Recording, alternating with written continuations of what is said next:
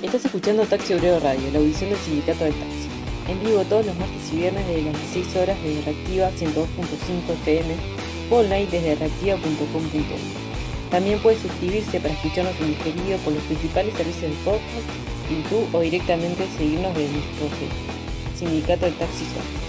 Taxi Obrero Radio, 10 años de comunicación, solidaridad y lucha.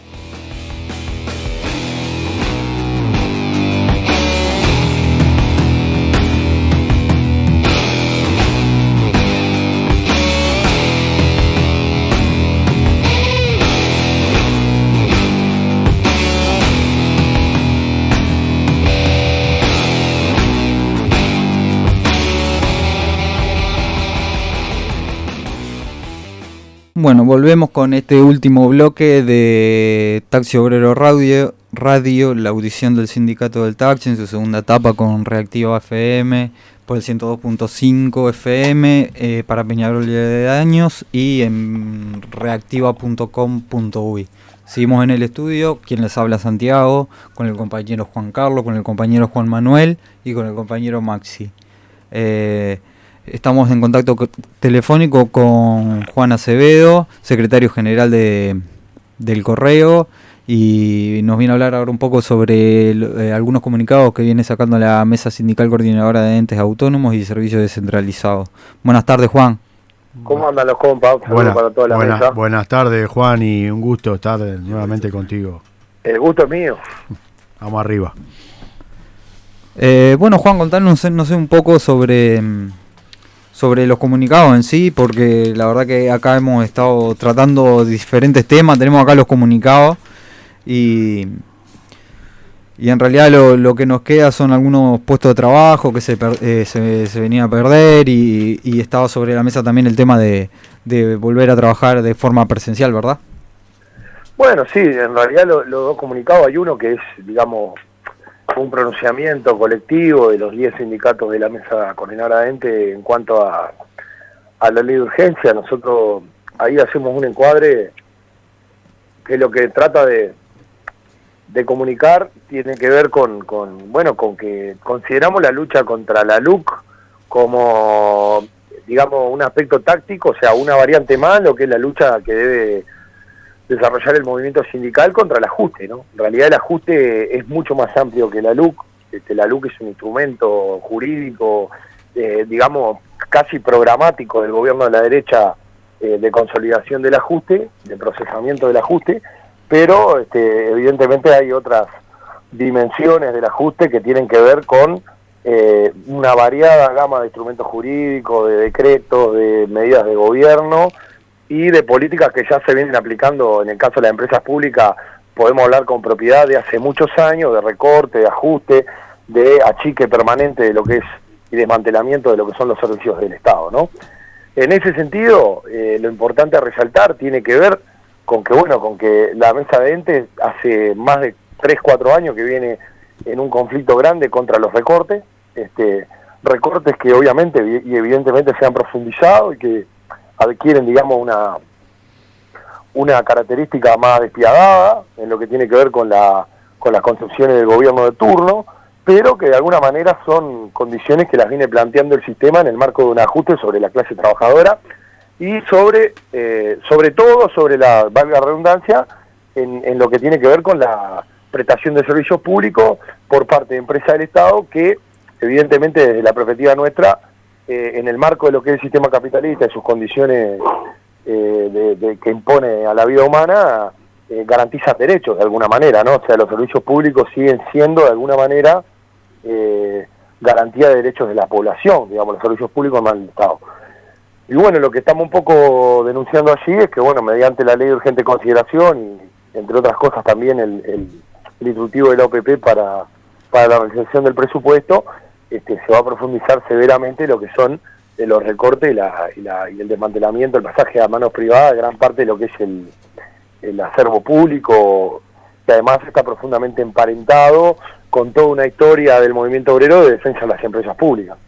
Un poco eso en una primera parte es lo que plantea el comunicado, además de plantear algunos elementos que son cuestiones que creo que preguntas que todos nos hacemos, como qué va a pasar con el futuro del trabajo, cómo va a derivar a raíz de la pandemia también algunas cuestiones que tienen que ver con el reintegro de la gente que está en el seguro de paro, de la pandemia, como es el teletrabajo, etcétera, cuestiones que no están reguladas, que además vemos que traen aparejado una superexplotación del trabajador. El trabajador, la trabajadora trabaja muchas más horas desde su casa y está a la orden de la empresa sin que haya mediado ninguna discusión seria y profunda salarial y de índole de condiciones de trabajo. Eso es un poco el primer comunicado, que más bien un posicionamiento político frente a esta coyuntura. Y bueno, el segundo comunicado, más que un comunicado, es una propuesta, es un insumo que viene a colaborar en el sentido de generar programáticamente cuestiones de la clase obrera para poner a la orden, en el entendido de generar una salida colectiva y desde abajo a la crisis, ¿no? Que es una canasta de servicios básicos, que bueno, que ahí lo que ustedes pueden leer allí son un conjunto de condiciones de cada uno de los servicios que nosotros entendemos se le deberían brindar universalmente a todos los hogares en el marco de esta crisis.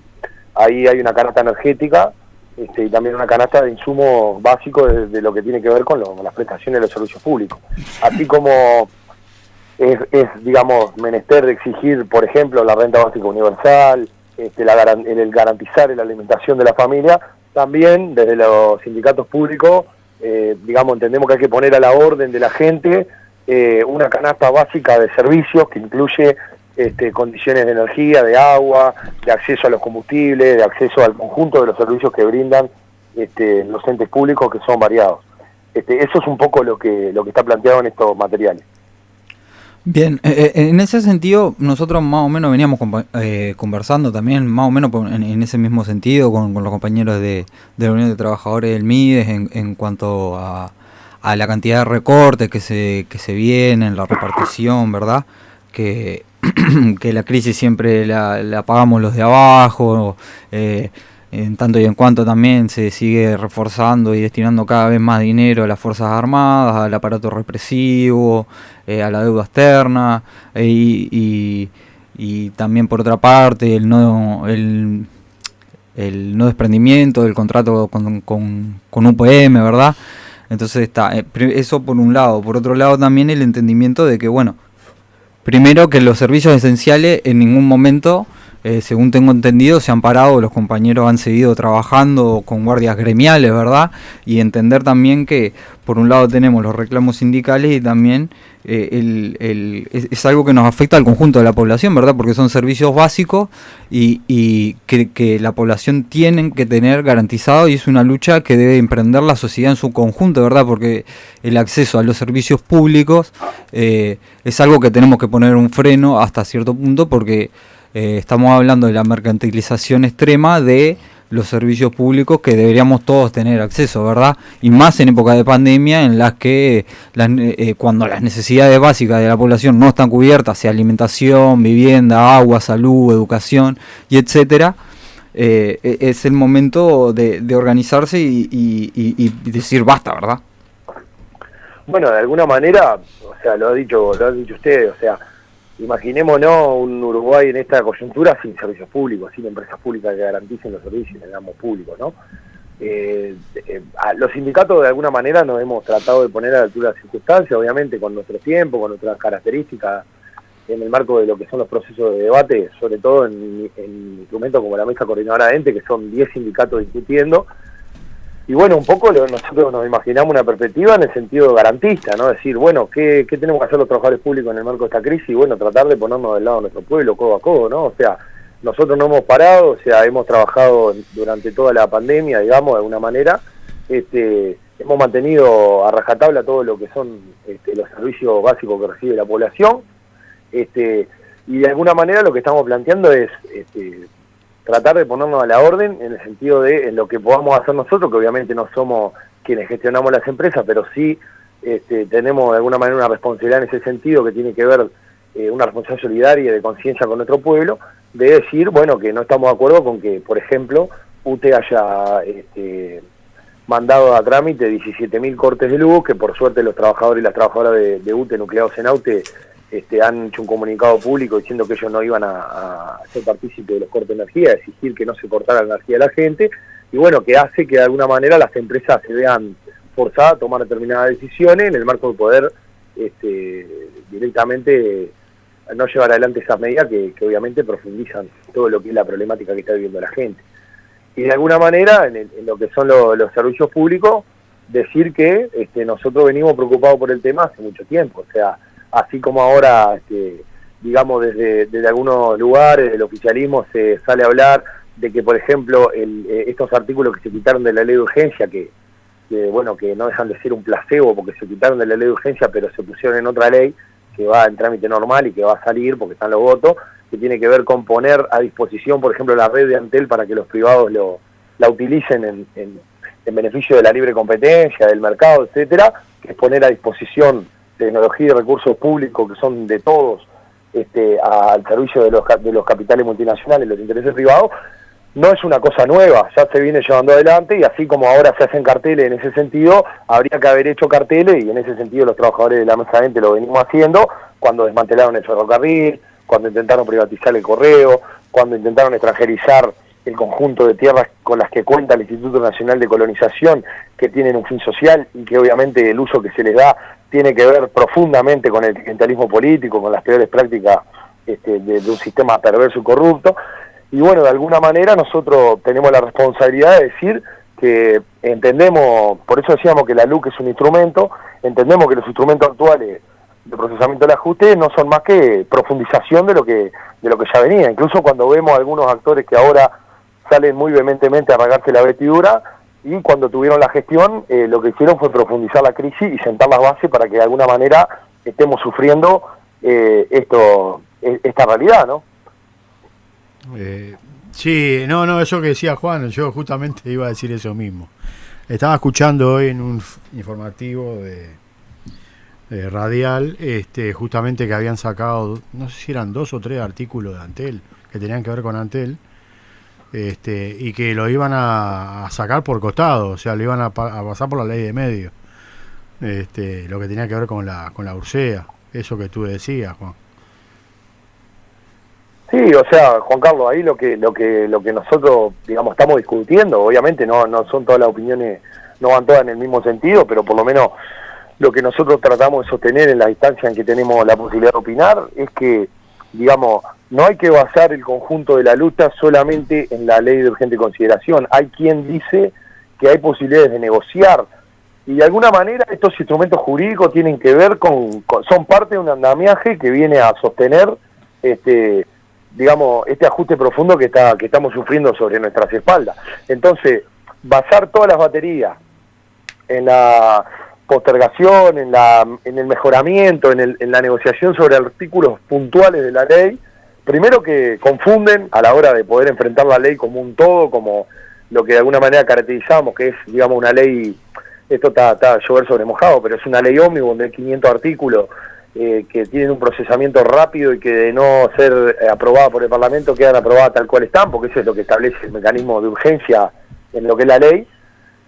Además de ser esto nefasto, es nefasto que nosotros nos limitemos, digamos, en la discusión de todo el conjunto del ajuste de las medidas antipueblo, como obviamente van a ser los anuncios de las cámaras de rebaja salarial, la regulación del trabajo, la flexibilización de las condiciones en las que tantos trabajadores y trabajadoras cumplen su tarea, así como el envío masivo al seguro de paro, las exoneraciones patronales y su profundización, etcétera, como un todo, ¿no? Porque tenemos que tener una visión así general que nos permita no perder el foco, no confundir la pelea, en el entendido que las leyes son instrumentos que de alguna manera vienen a garantizar cuestiones que vienen por varios lados, ¿no? O sea, si mañana a la ley de urgencia le quitamos el rótulo de urgencia, igual se aprueba, es igual de nefasta.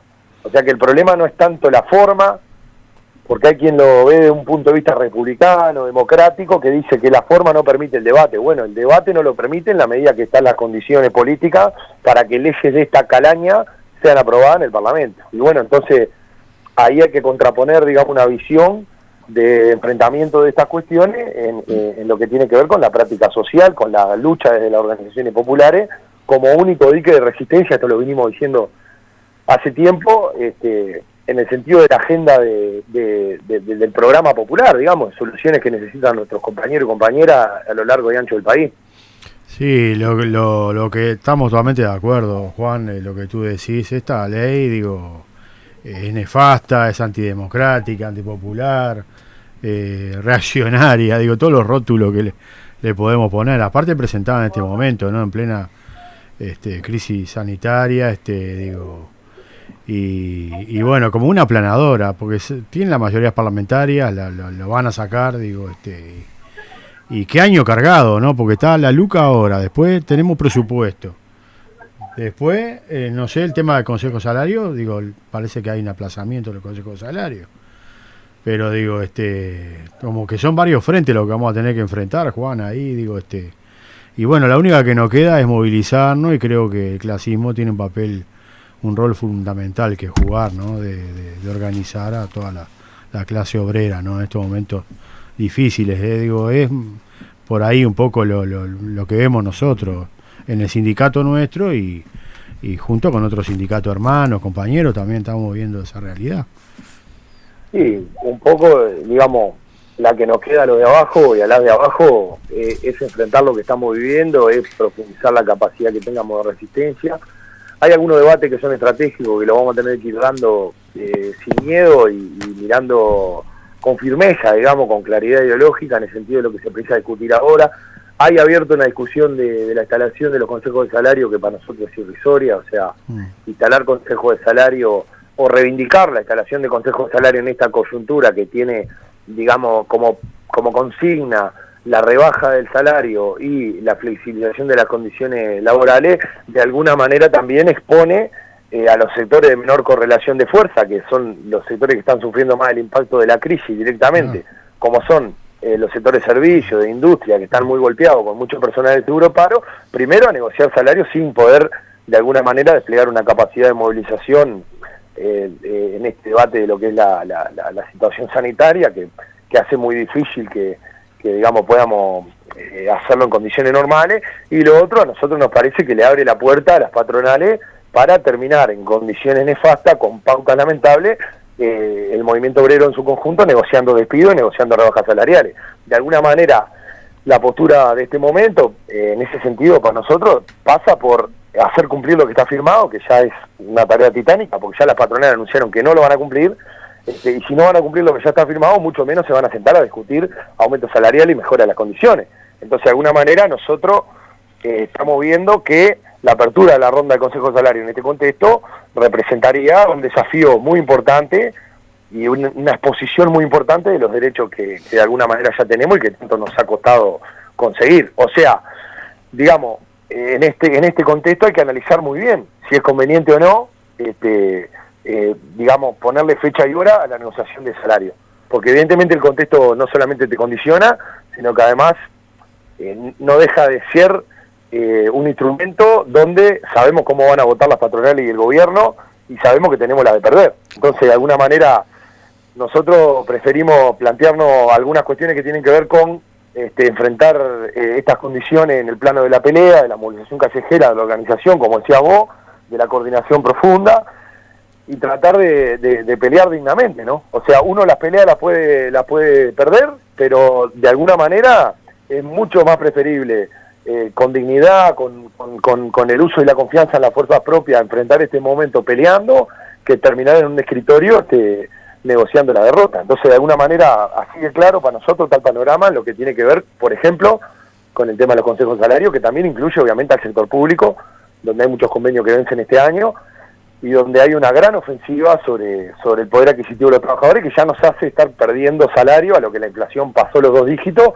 al 90% de la clase trabajadora. Entonces, de alguna manera, lejos de renunciar a la pelea por salario, en este momento reivindicar el salario y las condiciones de trabajo, y un poco sacar la pata del corral de rama que implica que nos pongan a elegir entre salario o trabajo, porque allí es donde empieza, digamos, desde el punto de vista ideológico, la dificultad para comprender la necesidad de este momento de no entregarse, de no poner la cabeza en la boca del león. Claro, se aprovechan de la situación de la pandemia, y bueno, nosotros ahora estamos viviendo también en nuestro sindicato, viste que ya ahora han sacado un comunicado ahí, como que no quieren pagar el viático, con el tema del ficto, y bueno, ya ahí nosotros salimos un poco a propagandear un poco la defensa de nuestras conquistas. Bueno, en la Inter pasó algo similar también.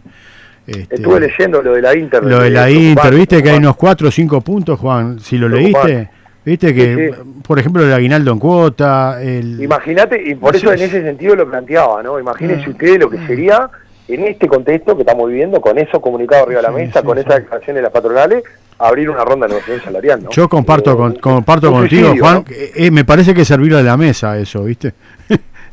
Cuando de repente, por el lado de... además por la claridad para transmitir a nuestro compañero el mensaje, ¿no? Es decir, es mucho más fácil de explicar y de organizar la pelea para resistir y sostener lo que tenemos, que ir con una expectativa desmedida en lo que son los instrumentos de conciliación de clase, como los consejos de salario, que evidentemente representan en algunos marcos posibilidades de avance para sectores importantes de la producción, pero que en este contexto van a ser un instrumento de liquidación del salario, ¿no? Sí, entonces, de alguna manera, ese debate es muy importante, ¿no? Sí, totalmente de acuerdo, sí, no, yo digo que le hacemos el campo orégano, si le fijamos la día y hora, al Consejo de Salario, no, esto no tiene que encontrar a todos unidos, ¿viste?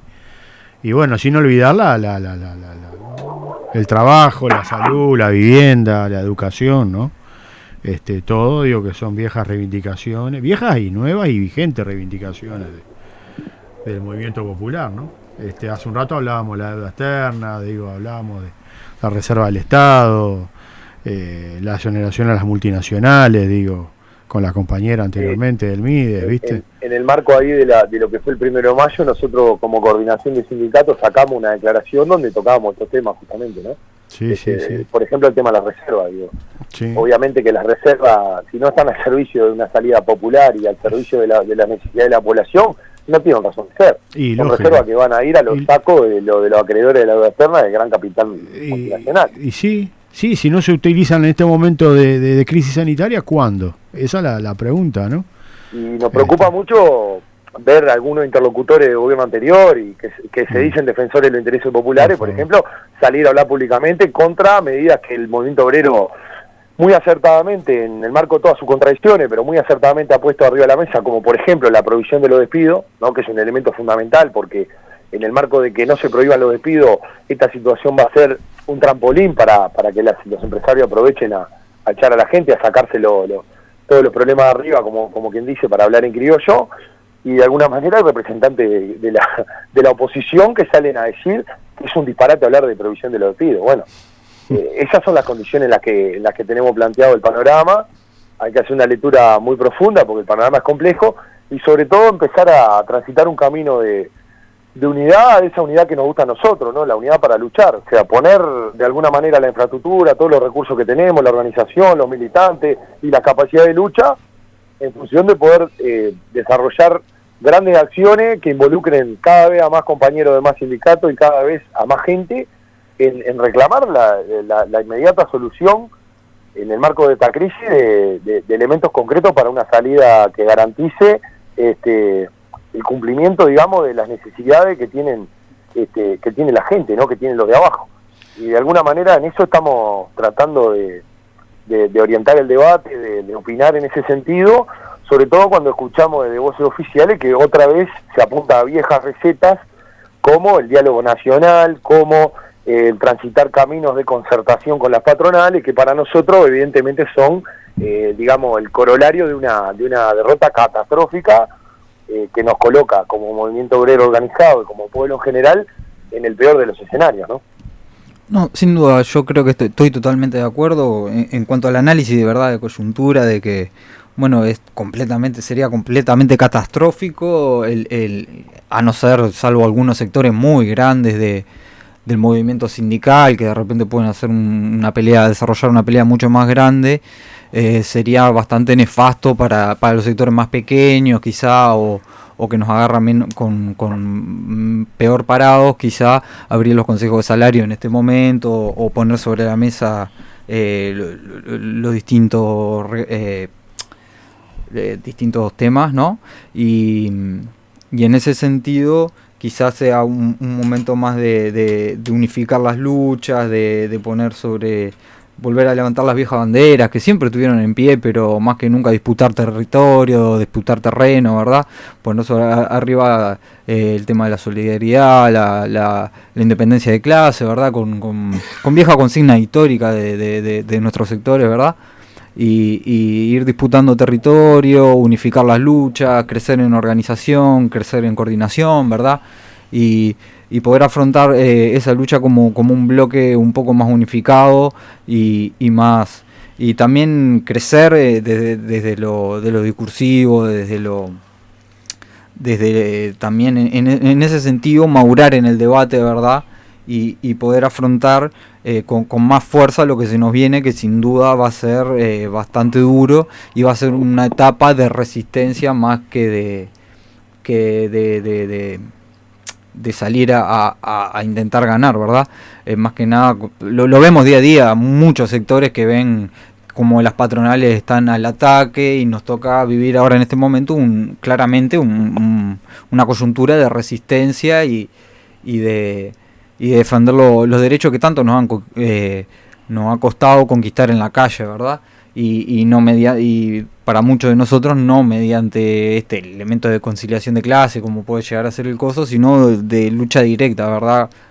Porque si hoy en día no se cae en el tema de los consejos de salario, volvemos a las viejas etapas, ¿verdad? Que de lucha directa y de enfrentamiento directo contra las patronales, ¿verdad? Que es lo que Sí. Nosotros, o sea, de alguna manera, Santi, vos lo decías, ¿no? Nosotros tenemos ya un anuncio público de las patronales de descuelgue masivo de los convenios.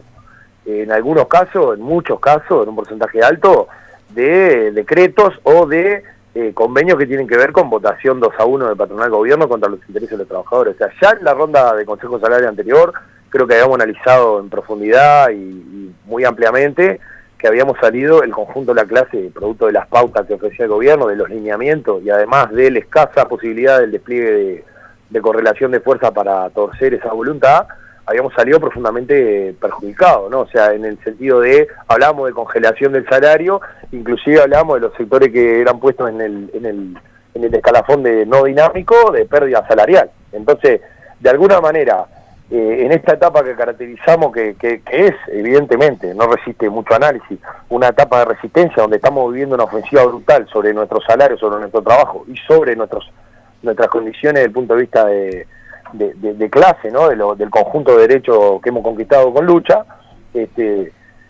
solamente ver la señal de que hasta el año pasado las patronales ponían el grito en el cielo en la OIT contra los consejos de salario, prácticamente era una exigencia de todo el conjunto de las cámaras empresariales y de los burgueses, que hubiera de alguna manera cambios en la ley de negociación colectiva, que obviamente eran todos desfavorables a nuestros intereses, pasa a este año a querer de alguna manera apurar lo que son los consejos de salario. Ahí hay que hacer una lectura muy profunda que obviamente no significa, y lejos de significar, renunciar a la lucha por salario. O sea, nosotros no queriendo, digamos, queriendo extender estos convenios que están vigentes, lejos de renunciar a la pelea por salario, lo que estamos haciendo es reivindicar nuestro salario desde el punto de vista de el hecho concreto de no terminar en un corral de rama, digamos, en un escritorio negociando despido, negociando rebaja. Entonces, de alguna manera, en la perspectiva de lucha de nuestra clase, en la etapa de resistencia, lo que hay que hacer es aguantar para, una vez pasado el envión, poder pasar a la ofensiva, ¿no? No significa eso no desplegar niveles de lucha en la medida que podamos. Creo que de alguna manera nos ha enseñado esta etapa que es muy difícil y que es bastante oscura, pero nos ha enseñado que la solidaridad, la coordinación, lo que tiene que ver con el apoyo mutuo, con independencia de clase y el despliegue de nuestras modestas fuerzas puestas al servicio de nuestra clase, digamos, se puede hacer un montón de cosas. Creo que una demostración cabal tiene que ver con todo el proceso que se viene llevando adelante desde la olla sindical, donde ustedes participan, donde participamos nosotros también con mucho orgullo, y que viene dando una muestra clara de que, digamos, aquellos postulados de solidaridad de clase, de ponerle el hombro al más jodido, de estar codo a codo con los padecimientos de nuestro pueblo, de alguna manera nos colocan en la responsabilidad política de dar respuesta. Y si no damos respuesta, poca razón de ser tiene ostentar o mantener direcciones sindicales, si en realidad lo que terminamos haciendo es llevando a la gente a la derrota, al derrotero, hacerlo transitar por un camino que nos consta va a ser perjudicial para sus intereses. Entonces, lejos de principismo ridículo y lejos de promesa mesiánica del sistema democrático que digamos que vienen a entreverar el panorama, por decir, ¿cómo si hace un año querían consejo de salario ahora no quieren? Y no, ¿qué vamos a querer si el enemigo de clase se encuentra poderoso, se encuentra fortalecido, tiene además en el gobierno a su representante directo? Entonces, evidentemente que nosotros no mascamos vidrio, ¿no? En ese sentido hay que estar con los ojos bien abiertos y hay que tratar por todos los medios de que mediante la organización popular y el despliegue de acciones de lucha concreta, sobre todo de la unidad para luchar, de la construcción de la posibilidad de movilizar juntos, de pelear y de enfrentar las pretensiones patronales todos juntos, poder hacer frente a este momento y hacer que nuestras herramientas además sobrevivan a este momento y que no nos agarren en discusiones que no queremos. Bueno, muy bien. No sé si hay algo más que quieras agregar, Juan, o... No, que hoy tuvimos la mesa representativa que se estuvo valorando el escenario, digamos, y bueno, una parte del temario era cómo enfrentar la ley de urgencia y este paquete de ajuste que venimos conversando. Y bueno, hay planteada una serie de movilizaciones, justamente el 27 va a haber otra mesa para definir, y bueno, estamos esperando de alguna manera procesar esta discusión para poder de alguna manera impulsar esto que decíamos anteriormente, ¿no? La posibilidad de estar peleando juntos en la calle, de algo que sí estamos seguros, y estuvimos seguros en el 2002, donde orgullosamente me tocó estar entre la fila de los compañeros del SWAT, del glorioso SWAT. Estábamos seguros, sí, de lo que no queríamos hacer. Y de lo que no queremos hacer es transitar estos caminos, de estos momentos de crisis jodidos, de la mano con los enemigos de clase. Entonces, volver a desempolvar la vieja consigna, la histórica consigna, de con los trabajadores hasta la muerte, con las patronales, ni a la esquina. Eso tiene que estar claro en el entendido del análisis que hacemos, y bueno, un poco es la consigna de poder enfrentar este momento desde un programa propio de la clase obrera, de los sectores aliados del movimiento popular, de la alianza histórica, para desde un tejido fuerte poder enfrentar este momento y salir fortalecido, ¿no? Bueno, Juan, creo que por ahí iríamos cortando, si no tenés nada más que agregar, iríamos cortando por acá la comunicación. Un abrazo grande, un saludo por ahí. Sí, un saludo para Juan, siempre un gusto estar en comunicación con él, hablando con él. Nos conocemos. Un abrazo grande ahí a toda la barra, el gusto es mío y bueno, no, por favor. Espero no haber sido muy entreverado, pero a veces la complejidad de los temas hace que tengamos que opinar algunas cosas siempre con mucha responsabilidad y teniendo en cuenta siempre que somos un modesto pedazo, una modesta porción de la clase trabajadora, pero que no dejamos de tener nivel de existencia y de tener de alguna manera una responsabilidad en función de lo que estamos viviendo. Siempre muy esclarecedor para mí en lo personal y creo que para los compañeros aquí, todos, y del gremio, digo, tu aporte, Juan, digo. Así que digo, nada, nos encontraremos en la de todos los días. Estamos a las órdenes, nos vemos en la pista. Bueno, vamos arriba, Juan. Saludos, Juan. Chao. Saludos. Bueno, con esto estaríamos por ahí. Le pedimos acá al compañero Maxi que nos recuerde un poco la movilización para el próximo jueves. Bueno, la movilización, ahora ya que este momento de cierre, justo que hablaba Juan, puedo comentar un poco los sindicatos y organizaciones que también adhieren a esta movilización que hay, como es el SWAT, como es el Sindicato de Postales, el Sindicato de Artes Gráficas, ADES Montevideo, UFC, que es Unión de Funcionarios del COICEN. También adhieren Liminal Plataforma, Carbonero Antifascista, La Izquierda Diario, No a la Reforma a la Paz, entre otros colectivos y también gremios estudiantiles como es la AES, el Centro de Estudiantes de Magisterio, el SEXO, que es el Centro de Estudiantes de Facultades de Ciencias Sociales, y entre otros más. Y la coordinadora contra UPM, la Coordinadora Nacional contra UPM. Bueno, entonces nos vemos este jueves a las 17 horas en Agraciada y Avenida de las Leyes, concentrando en la plaza, en contra de lo que es toda esta ley de urgente consideración de más de 500 artículos que nos quieren meter como si nada en 3 meses.